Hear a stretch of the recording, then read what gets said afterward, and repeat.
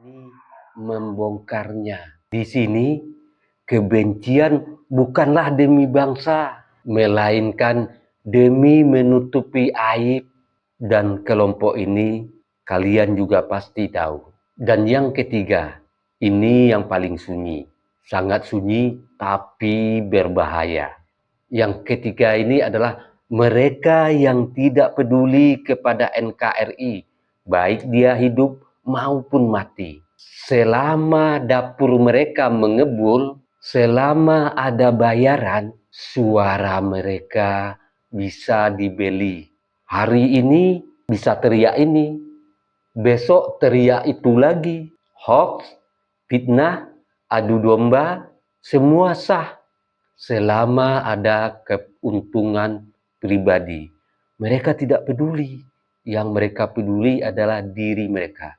Dan golongan inilah yang memproduksi hoax sebanyak-banyaknya, yang secara struktur memproduksi kebohongan-kebohongan untuk menyerang.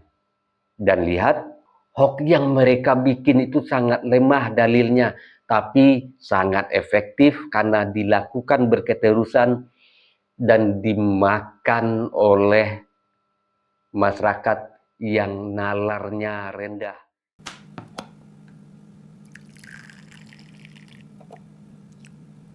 Sahabat, ngopi dulu.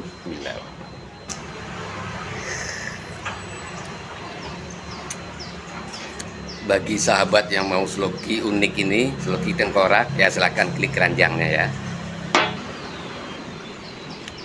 Sahabat, bagi perokok tahu persis rasanya ketika dia mau menyalakan rokok di pinggir pantai atau di tanah lapang.